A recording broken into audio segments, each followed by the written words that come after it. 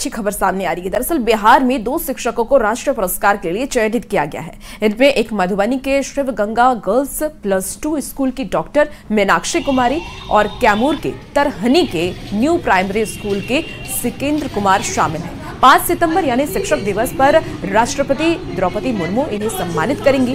सिकेंद्र कुमार सुमन ने बताया कि उनके स्कूल में 52 बच्चे नामांकित हैं। सभी बच्चों का अपना ईमेल आईडी है। पूरा स्कूल सीसीटीवी कैमरे और ऑटोमेटिक बेल से लैस है। स्कूल में स्मार्ट क्लास की सुविधा है जिसका लाभ बच्चों को मिल रहा है। वहीं मधुबनी के शिव गंगा +2 उच्च विद्यालय की शिक्षिका डॉक्टर मीनाक्षी कुमारी अपनी विशेष मुहिम के लिए काफी प्रसिद्ध रही हैं। आपको बता दें कि जिन्होंने बच्चियों के लिए खुद भी पढ़ो औरों को भी पढ़ाओ अभियान भी चलाया।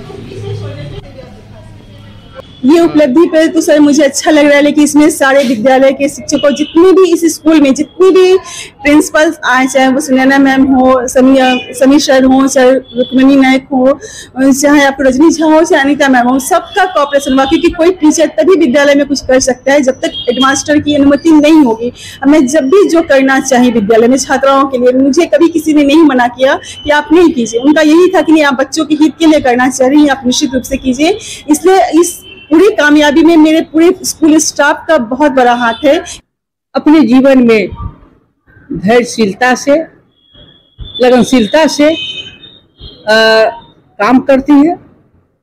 वो कहीं भी जाती है तो अपना जो प्रयास है उसको नहीं छोड़ती है। इस विद्यालय के लिए भी उन्होंने कई बार जैसे पानी पीने के लिए आरओ की व्यवस्था की है, विद्यालय के अंदर सड़कों का निर्माण करवाई है। रांची में शिक्षा मंत्री और पारा शिक्षकों की वार्ता में बड़ी सहमति बनी है। पारा शिक्षकों को 2950 रुपए ईपीएफ दिया जाएगा, जबकि 1000 रुपए मानदेय में भी बढ़ोतरी की गई है। इसके साथ ही अनुकंपा पर अनुबंध कर्मियों को रखने का भी फैसला लिया गया है। शहरी क्षेत्रों में तैनात पारा शिक्षकों को 4% सालाना वेतन वृद्धि भी तय किया गया है, जो लागू भी हो जाएगा अगला कैबिनेट में, कि हम लोग का अब ईपीएफ जो है, ईपीएफ का लाभ मिलेगा। और इसमें सरकार की भी भागीदारी है और बहुत आंशिक रूप से हमारी भी भागीदारी होगी। लेकिन कम से कम अब बुढ़ापा हमारा सुरक्षित हो गया, ये हम लोग के लिए बड़ी खुशी की बात है। ईपीएफ लागू हो गया। दूसरी बात यह है कि अनुकंपा का जो लाभ मिलना था, वो पहले था कि जो टेट पास रहेंगे जिनका आश्रित उनको लाभ मिलेगा, लेकिन अब योग्यता के आधार पर होगा। मतलब कि अगर हमारी वाइफ, हमारी बेटी, चाहे बेटा अगर साधारण भी योग्यताधारी है तो उसको अब अनुबंध कर्मी में उसकी बहाली हो जाएगी। जेटेट हम पर लागू नहीं होना चाहिए 2010 के पहले। उन्होंने स्वीकार किया कि इस पर नियमानुसार इस पर विचार करेंगे। साथ साथ जो हमारी वेटेज देने की बात है, तो जो हर विषय में पास होने की बात है, वो अनिवार्यता को खत्म कर दिया जाएगा।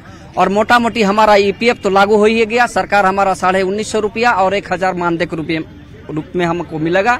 मोटा मोटी 3000 रुपया मानदेय की बढ़ोतरी हुआ। ईपीएफ का हमारा बहुत लंबित मांग था जिसको पूरा कर लिया। कंपा पे सीधे नौकरी नहीं हो सकती है, लेकिन अनुबंध कर्मी जो होते हैं विभाग में, उसमें उनके आश्रित जो मृतक टीचर होगा तो उसके आश्रित को उसमें वेटेज देंगे हम लोग। तो वो एक निर्णय हुआ। और बाकी सेवा संपुष्टि जो प्रत्येक साल होता है उससे राहत हो गई। उनको हमने कहा कि एक बार जिसका सेवा संपुष्ट हो गया तो बार बार सेवा संपुष्ट करने की आवश्यकता नहीं है, तो हो गया। बाकी जो विषय थे छोटे छोटे थे, मूलतः 2 ही प्रमुख विषय, एक ईपीएफ और दूसरा 1000 रुपये मानदेय वृद्धि। तो इस पर सहमति बन गई और सभी लोग सहमत हो गए।